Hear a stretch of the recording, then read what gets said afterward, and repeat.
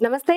Welcome to Andhra Prabha. నేను తేజస్వి. ప్రస్తుతం నాతో పాటు ఉన్నారు చిద్గురు గీత వ్యవస్థాపకులు భార్గవ్ శర్మ గురువు గారితో మాట్లాడదాం. నమస్కారం గురుగారు. నమస్కారం అండి. గురూజీ, మనం మెడిటేషన్ చేసేటప్పుడు ఎడమ కాలు పైన కుడి కాలు ఉండాలంటారు, ఎడమ చేతిలో కుడి చేయి ఉండాలని ఈ విధంగా పెట్టుకుంటాం కదా, దానిలో ఉన్న అంతరార్థం ఏంటి?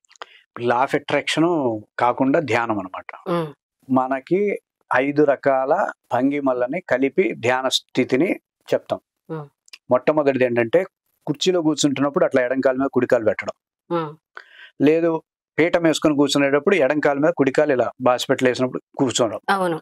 ఇది ఒకటి. రెండవది ఎడం చేతి మీద కుడి చేయి పెట్టడం. 2. మూడోది కళ్ళు క్లోజ్ చేయడం. మూడోది. నాలుగోది వెన్నుపూస నిటారుగా. 4 కాయశిరో గ్రీవం అంటాడు, సమకాయశిరో గ్రీవం అంటాడు. పద్మాసనంలో కానీ లేదంటే ఆసనాలు వేయకూడదు ధ్యానంలో. ఇప్పుడు మనం సుఖాసనంలోనే కూర్చోవాలి. మీకు ఏది సుఖస్థిరం ఆసనం, ఏ ఆసనం అయితే మీకు సుఖంగా స్థిరంగా ఉండడానికి వీలవుతుందో ఆ ఆసనంలోనే ధ్యానం చేయాలి. సో మొట్టమొదటి కాళ్ళు ఏం చేయాలి? ఎడం కాలు పైన కుడి కాలు పెట్టడం 1. రెండోది ఎడం చేతి మీద కుడి చేయి పెట్టడం. 2. వెన్నుపూస స్ట్రైట్ గా ఉంచడం. 3. కళ్ళు క్లోజ్ చేయడం. 4. ఐదోది ఏంటి? తల ఎత్తడం. దించడం కాకుండా తల ఎట్లా ఎత్తి పుష్ప సినిమాలో తగ్గేది అన్నట్టు అంటారు కదా, అట్లా అనమాట. తల దించడానికి తగ్గడానికి సంబంధం ఉంటుంది సైకలాజికల్ గా. మీరు ఎప్పుడైతే సైకలాజికల్ గా దిగుతారో అప్పుడు తల దించుతారు. ఇట్లా మీరు ఎప్పుడైతే నేను ఎందుకు తగ్గాలి ఎవరికి అన్నప్పుడు తల పైకి పెడతారు. ఆ సైకాలజీ మన వాళ్ళకి ఎప్పుడూ తెలుసు. అందుకే తల దించకూడదు ధ్యానం చేసేటప్పుడు. ఇది పోస్చర్ అన్నమాట. ఇప్పుడు ఈ 5 గురించి విచారణ చేద్దాం. ఇది చాలా ఉపయోగం అండి ధ్యాన సాధకులకి, ఆణిముత్యం లాంటిది. ఎందుకంటే ధ్యానం చేసే వాళ్ళకి చాలా మందికి తెలియదు. ఇది తెలిస్తే కాస్త ధ్యానం ప్రాపర్ వేలో చేయగలుగుతారు. మీ పుణ్యమానే ఈరోజు ఈ విషయాలు తెలుసుకుంటారు వాళ్ళు. అర్థమవుతుందండి. ఎడమ కాలు మీద కుడి కాలు పెడుతున్నాం. ఎడం కాలు మీద కుడి కాలు ఎందుకు పెడతాను అంటే, ఎడమ అంటే వామం, ఇష్టం వచ్చినట్టుగా ప్రవర్తించడం. కుడి అంటే దక్షిణం, ఓ పద్ధతి ప్రకారంగా ఉండడం. ఎడమ కుడి అంటే అది, వామము దక్షిణం అంటే అది. ధ్యానంలో కూర్చున్నప్పుడు వెంటనే ఆలోచనలు వస్తాయి కొన్ని. ఇప్పుడు తొందరగా అయిపోగొట్టేసేసి అక్కడికి వెళ్దాం, తొందరగా అయిపోగొట్టేసేసి ఇక్కడికి వెళ్దాం, వంటగదిలోకి వెళ్ళి వంట చేద్దాం. ఇట్లాంటి ఆలోచనలన్నిటికీ కాళ్లే కదా కారణం. సో ఇలాంటి ఆలోచనలను నువ్వు నిగ్రహిస్తున్నావు. నేను ఎక్కడికి వెళ్ళే పనే లేదు, ఇప్పుడు ఈరోజు మెడిటేషన్ బ్రహ్మాండంగా చేయాలి, ప్రశాంతంగా కూర్చోవాలి అనే భావన దక్షిణం అవుతుంది. ఎక్కడ పడితే అక్కడికి వెళ్దాం అనేది ఎడమ అవుతుంది. సో నేనేం చేస్తున్నాను, ఎడమ కాలిని కుడి కాలితో కంట్రోల్ చేస్తున్నాను. ఒక ఆలోచనని ఇంకో ఆలోచనతోనే కంట్రోల్ చేయగలం, ఇంకో ఆలోచనతోనే కంట్రోల్ చేయాలి. వజ్రం వజ్రేన భిద్యతే, వజ్రంతోనే కొయ్యాలి. కాబట్టి ఆలోచనలు కంట్రోల్ చేయాలి అంటే ఆలోచనే కావాలి. ఇది ధ్యాన సాధకులకి తప్పనిసరిగా తెలుసుకోవాల్సినటువంటి బేసిక్ అంశం. మీరు ఆలోచనలు కంట్రోల్ చేయాలనుకుంటున్నారు కానీ ఆలోచన కాదు, ఆలోచనతో కాకుండా శ్వాసతోనో ఇంకో దాంతోనో ప్రయత్నం చేస్తున్నారు. అవి ఫెయిల్డ్. ఆలోచనని కంట్రోల్ చేయగలిగేది, ఆలోచనని నియంత్రించగలిగేది, ఆలోచనని నియమించగలిగేది, ఆలోచనలు ఎదిరించగలిగేది ఆలోచనే. సృష్టిలో మరి ఇంక దేంతోనో ఆలోచనతో యుద్ధం చేయగలిగే సామర్థ్యం దేనికి లేదు, ఆలోచనకే ఉంది. మీతో యుద్ధం చేయగలిగేది మీరే, ఇంకో దేంతోనో సాటి కాదు. ఇది గుర్తించాల్సిన అంశం అనమాట. అది ధ్యాన సాధకులు మొట్టమొదటి గుర్తుపె.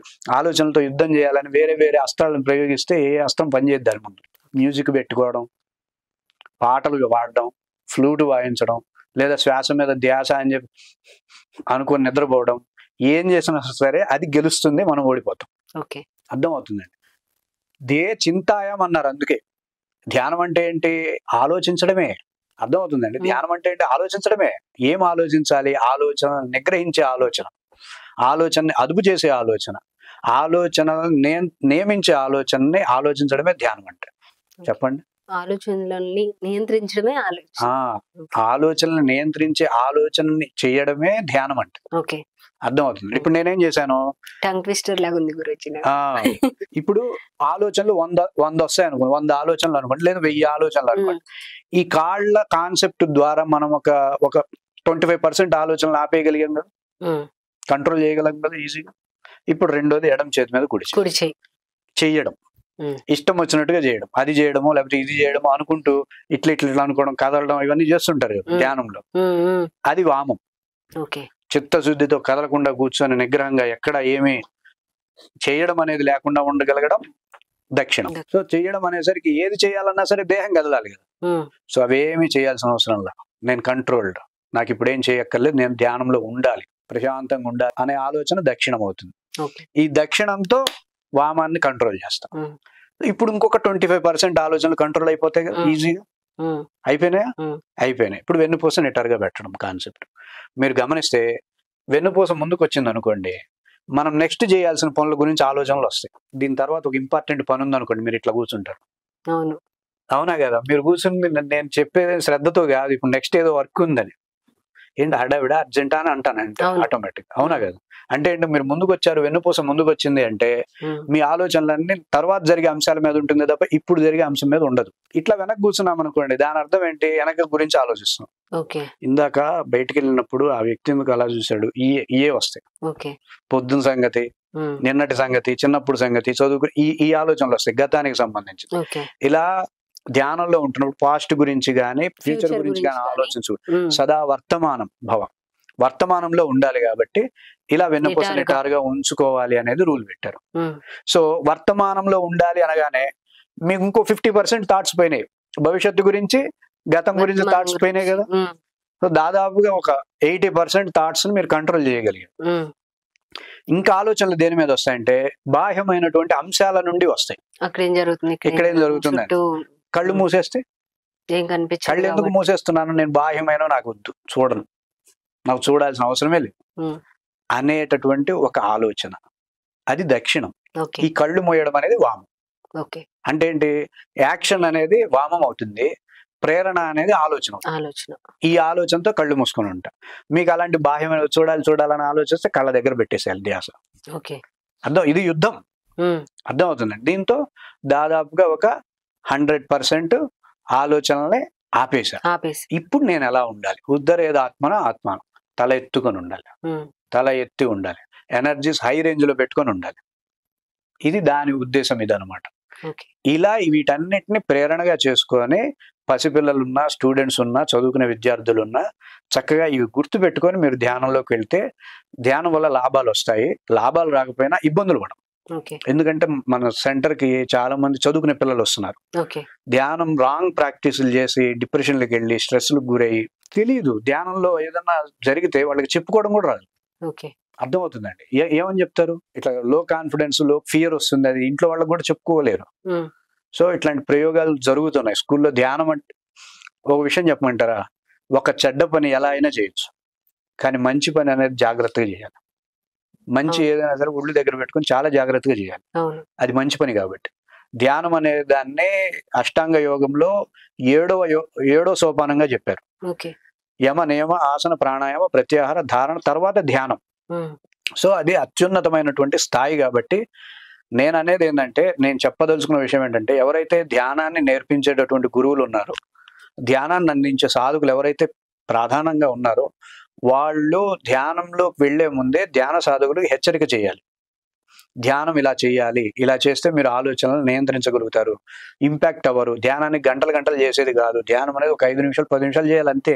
గొప్ప ధ్యాన సాధకులు 15 minutes కాదు, అంతే. నేను చూశానండి వాళ్ళని, అట్లాంటి ధ్యాన సాధకులను చూసా. వాళ్ళు ధ్యానం ఎంతసేపు ఉంటుందంటే ఇంతే. ఎంత గొప్పగా ఉంది చెప్పండి. అంతసేపు మీరు ఆలోచనలు రాకుండా నియంత్రించగలరు కదా, ఈజీ కదా. అవునా కదా? గంట సేపు చేయాలని చెప్పి కూర్చుంటాం, ఏ రకం పిచ్చ ఆలోచనలు చేసుకోవడం, చివరికి ధ్యానం వల్ల సఫర్ అవ్వడం. ఇది నేటి కాలంలో సమాజంలో కుటుంబంలో ఒకళ్ళు ఫేస్ చేస్తున్నారండి. నా ఎక్స్పీరియన్స్, నా దగ్గరకు వస్తారు వాళ్ళు ఫోన్ల ద్వారా కానీ, వాళ్ళు చెప్తున్నారు ప్రతి కుటుంబంలోనూ ఒక వ్యక్తి ధ్యానం వల్ల సఫర్ అవుతున్న వాడు ఉన్నాడు ఈరోజు. ఎందుకంటే ధ్యానానికి విశేషమైన ప్రచారం వచ్చింది, అది శుభవార్త. సరైనటువంటి ధ్యాన సాధన చేయలేకపోవడం వల్ల సఫర్ అవుతున్నారు, ఇది అందులో బ్యాడ్, గుడ్డులో బ్యాడ్ అనమాట. సో అందుకని నేను ఇది కొంచెం క్లియర్ గా చెప్పదలుచుకుంటున్నాను. ధ్యాన సాధకులు, ధ్యానాన్ని చెప్పే వ్యక్తులు కొంచెం అనుభవపూర్వకంగా వారికి అర్థమయ్యేలాగా ముందు ట్రైన్ చేయండి. ఫస్ట్ వాళ్ళని పూర్తి స్థాయిలో తయారు చేసి ధ్యానంలో కూర్చోబెడతారని చెప్పి అభ్యర్థిస్తున్నాను. గురూజీ, లా ఆఫ్ అట్రాక్షన్ కి ఈ ధ్యానానికి ఏమైనా సంబంధం ఏముండదా? ధ్యానంతో లా ఆఫ్ అట్రాక్షన్ జరగదు. ధ్యానం చేయాలన్నా సరే మీకు కొంత ఎనర్జీ ఖర్చు అవుతుంది. ధ్యానం అనేది కేవలం మైండ్ ఫోకస్డ్ ఉండడం కోసం. మరి లా ఆఫ్ అట్రాక్షన్ అనేది మనం ఇది జరగాలి అనేది అంతఃకరణ శుద్ధితో గట్టిగా అంతఃకరణ శుద్ధి అనేది ఏమి ఉండదు. అంతఃకరణ శుద్ధి అంటే అసలు మీరు సంకల్పమే చేయకూడదు కదా.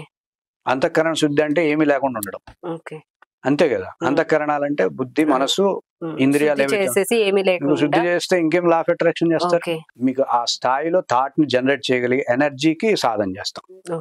ఎనర్జీ కావాలండి. లా ఆఫ్ అట్రాక్షన్ కి ఎనర్జీని ముందు డెవలప్ చేసుకోవాలి. అలా ఎనర్జీని డెవలప్ చేసే సాధనలు ఉంటాయి మంచిగా. అవన్నీ కూడా మనవే.